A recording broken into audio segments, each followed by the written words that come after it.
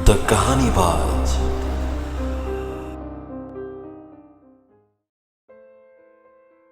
स्वागत है आप लोगों का एक बार फिर से द कहानीबाज के कहानियों में। आज मैं आपको सुना रहा हूं they lived happily ever after का तीसरा पार्ट। अभिषेक बिना पिए प्रीति को बर्दाश्त नहीं कर पा रहा था और प्रीति पिए हुए अभिषेक को।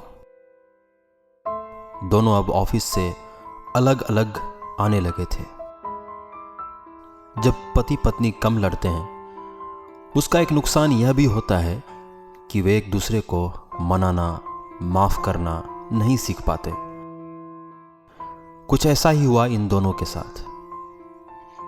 किसी को यकीन ही नहीं आता था अभिषेक और प्रीति भी कभी एक दूसरे से अलग रहने का सोच सकते हैं। डिवोर्स के केस में कुछ था नहीं। जिस अभिषेक को प्रीति प्यार करती थी वो बच्चे के साथ ही मर गया था, और जिस प्रीति को अभिषेक प्यार करता था उसने अभिषेक के बच्चे की जान ली थी। ऐसा नहीं था कि प्रीति और अभिषेक ने कभी कोशिश नहीं की सब सही करने की, लेकिन कभी कभी बड़ी चीजें समझने के चक्कर में छोटी चीजें रह जाती हैं। अभिषेक कभी यह नहीं भूल पाया कि प्रीति ने अकेले यह फैसला कैसे लिया, और प्रीति यह नहीं भूल पाई कि घर में केवल अभिषेक का करियर ही इम्पोर्टेंट है। दोनों को ऑफिस में इसका असर पड़ा। जो अभिषेक कभी किसी पर चिल्लाता नहीं था, एक दिन अपने जूनियर की एक गलती पर इतना चिल्लाया कि पूरा ऑफिस इकट्ठा हो गया। वो डांटते हुए बार बार यही बोल रहा था कि एक बार पूछा भी नहीं तुमने, कैसे अपने आप सब कर दिया। यह बात उसने इतनी बार दोहराई, ऐसा लगा अपने जूनियर से नहीं प्रीति से बोल रहा हो। थोड़ी देर बाद एक दो दोस्त उसको वहां से लेकर गए। उस शाम अभिषेक अपने आप को बिल्कुल भी कंट्रोल नहीं कर पा रहा था। जैसा कि अक्सर होता है, जब आदमी खुद को कंट्रोल नहीं कर पाता तो शराब के कंट्रोल में छोड़ देता है। अभिषेक ने भी यही किया और यह सिलसिला शुरू हो गया खुद को कंट्रोल ना कर पाने का। उधर प्रीति के ऑफिस में कोई बहुत ही ज़रूरी असाइनमेंट था, लेकिन ब्लीडिंग के बाद तबीयत बहुत ख़राब होने लगी। इसी वजह से बहुत सारा काम पेंडिंग था। करीब 10-12 दिन बाद जब उसने ऑफिस जाने के लिए अभिषेक को कहा तो वह इतना नाराज़ था कि उसने कह दिया कि अपने आप चली जाओ। इतने सालों में यह पहली बार हुआ था कि प्रीति अभिषेक के साथ ऑफिस नहीं गई। वह ऐसे ही बहुत परेशान थी। उस पर से काम का बहुत प्रेशर आ गया और प्रीति की वजह से प्रोजेक्ट की डेडलाइन मिस हो गई। आजकल के ऑफिस और बॉस सब कुछ बर्दाश्त कर लेते हैं, लेकिन डेडलाइन मिस होना बर्दाश्त नहीं कर पाते।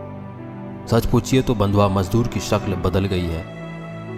बस और बड़े एसी वाले ऑफिस में बंधुआ मजदूर सफ़ेद कॉलर पहन के आते हैं ताकि दूर दूर तक उनमें छुपा मजदूर कोई पहचान ना पाए।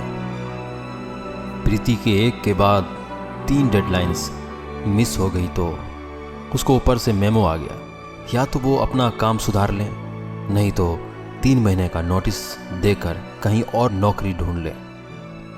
यह बात घर आकर प्रीति अभिषेक को बताना चाहती थी, उसके साथ बैठकर रोना चाहती थी, लेकिन दिन भर अभिषेक इतना पीकर आया हुआ था कि वो सुनने की हालत में नहीं था। दोनों में बात करीब करीब बंद हो चुकी थी। कौन बात शुरू करे यह फैसला दोनों ने एक दूसरे पर छोड़ दिया था। डिवोर्स की नौबत आ गई।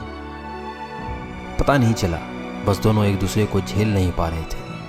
केस चलने लगा। जो तारीखें दोनों अपनी डायरियों में डाला करते थे वही तारीखें अब वो फैमिली कोर्ट में दर्ज कराने लगे। दोनों ने अलग अलग घर ले लिया। पुराना घर उन्हें वो सब कुछ याद दिलाता था जो उनके पास नहीं था। फाइनल हियरिंग से पहले कोर्ट पति पत्नी को एक बार और साथ रहने का मौका देती है, जिसको कोर्ट की भाषा में मेडिएशन कहा जाता है। और सारे सबूतों और गवाहों को मद्देनजर रखते हुए यह फैसला हुआ कि अगले 3 महीने दोनों को साथ रहना होगा, वैसे ही जैसे पति पत्नी रहते हैं, और इस बीच कोई भी एक दूसरे पर शारीरिक संबंध बनाने का दबाव नहीं डालेगा। फैसले से दोनों ही नाखुश थे, लेकिन घर वालों को, दोस्तों को लगा कि शायद दोनों दोबारा सब शुरू कर पाए। कोर्ट मेडिएशन पीरियड 7 मई 2012 से 7 अगस्त 2012 मुकर्रर करती है। मेडिएशन के बाद तारीख 8 अगस्त 2012 है। मेडिएशन में दोनों अभिषेक और प्रीति के बर्ताव और सहमति के अनुरूप कोर्ट अपना फैसला सुनाएगी। 3 महीने दोनों ने करीब करीब कोई बात नहीं की। प्रीति ने दोबारा डायरी लिखना शुरू कर दिया था और अभिषेक भी हमेशा पन्नों पे कुछ ना कुछ लिख के सोने जाता था। मेरा सर दर्द से फट रहा है और तुम दूसरे कमरे में गजल सुन रही हो। अब मुझसे यह सब बर्दाश्त नहीं होता। मैं सुसाइड कर लूंगा, लेकिन तुमसे तलाक नहीं ले सकता। ऐसी जिंदगी नहीं चाहिए जिसमें तुम ना हो। एक बार फिर से सोच लो ना, तुम क्या हो गया है तुम्हें। अभिषेक ने एक पन्ने पर 6 अगस्त 2012 की तारीख डाली और सोने की कोशिश करने लगा। 7 अगस्त 2012 आज मेडिएशन का आखिरी दिन था और अभिषेक ने फैसला कर लिया था कि वो प्रीति के बिना नहीं रह सकता और वो नई शुरुआत करेगा। उसने सभी कॉलेज के दोस्तों को शाम को घर पर बुलाया और खुद केक लेकर हाफ डे करके घर चल दिया, ताकि शाम को प्रीति के आने से पहले घर को सजाकर सरप्राइज दे। रास्ते में उसने एक रेड रोज भी लिया। प्रीति हमेशा ताना मारती थी कि तुमने आज तक एक गुलाब का फूल भी नहीं दिया मुझे। ऐसे ही न जाने कितनी छोटी मोटी चीजें लेकर वो घर पहुंचा, जैसे अपनी सारी गलतियां एक ही दिन में सुधार लेगा।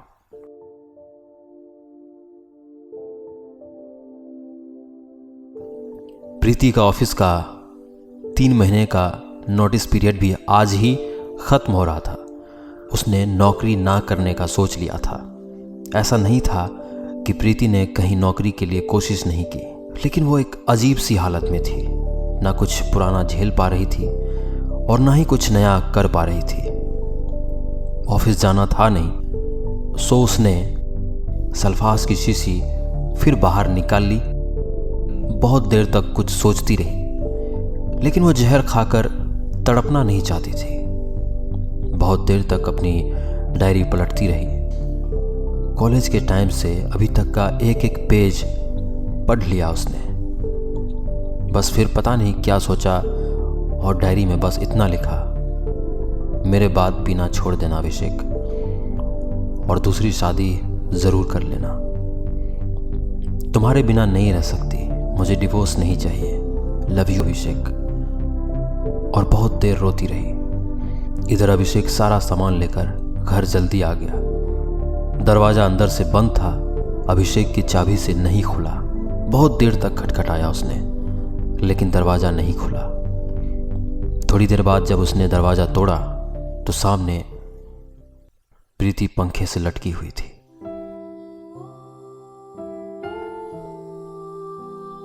अभिषेक 20-25 मिनट तक चिल्लाता रहा। पड़ोसी बताते हैं कि लाश उतारे जाने के बाद उसने केक काट के सोती हुई प्रीति को खिलाने की कोशिश भी की। दोस्तों ने कितना भी समझाया, लेकिन वो सबसे लड़ने लगा। तुम पागल हो सबके सब, वो मेरे बिना नहीं रह सकती, वो आ जाएगी, जाओ मेरे घर से, हम अकेले ही ठीक हैं। और पता नहीं क्या क्या। खैर, जब पुलिस आई उन्होंने प्रीति की डायरी जब्त कर ली, जिसके आखिरी पेज में लिखा था, मैंने फैसला नहीं बनाया है, लेकिन हमेशा तुम्हारी सारी गलतियों को नजरअंदाज करने की कोशिश में ही शादी के 4 साल गुजार दिए। तुम्हें ये बात पता है कि मैं कितना भी कम खाना बनाओ तो भी ज़्यादा बन जाता है। फिर भी तुमने अपने लिए टिफ़िन लगा लिया। तुम्हें मालूम है कि सुबह की पहली चाय बनाने में मुझे बहुत आलस आता है। फिर तुम कैसे सुबह उठ के नाप से केवल अपने लिए चाय बना लेते हो और हमेशा कहते हो मैं कोशिश नहीं करती। बार बार झूठे इल्ज़ाम लगाते हो। बच्चा ही शायद हमें अलग होने से बचा सकता था। जैसे ही मैं माँ बनना चाहा तो तुम क्यों ये बोलने लगे कि बाप बनने के लिए तुम अभी तैयार नहीं हो। वो हमारा बच्चा था अभिषेक। कितनी आसानी से तुमने बोल दिया था अभी तुम बाप नहीं बन सकते। तुमने चाहे जितना भी बुरा किया हो, लेकिन पता नहीं क्यों मैं तुम्हारे बिना एक भी दिन जिंदगी का नहीं सोच सकती। और इसके जिम्मेदार तुम हो। इसलिए मैंने फैसला किया है मैं सुसाइड करने जा रही हूँ। शायद मेरे बाद तुम समझ पाओ कि जिस लड़की ने तुम्हारे लिए अपना घर छोड़ दिया था वो तुम्हारा थोड़ा प्यार तो डिजर्व करती ही थी। मैं जा रही हूँ और मुझसे दूसरी दुनिया में कभी मत मिलना। लव यू अभिषेक।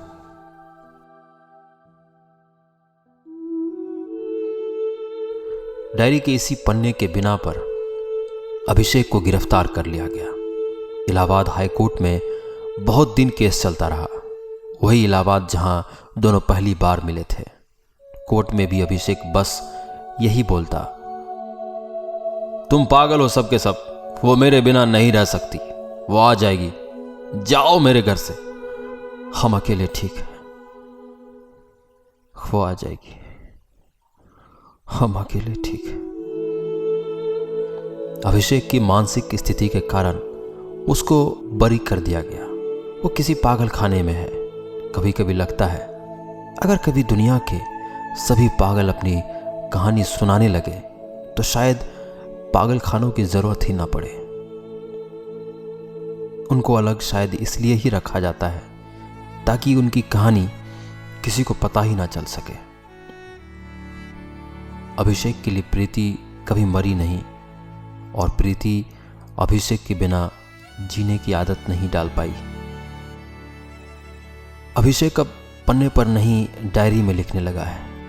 पूरी डायरी में बस एक ही लाइन लिखी है उसने, They lived happily ever after।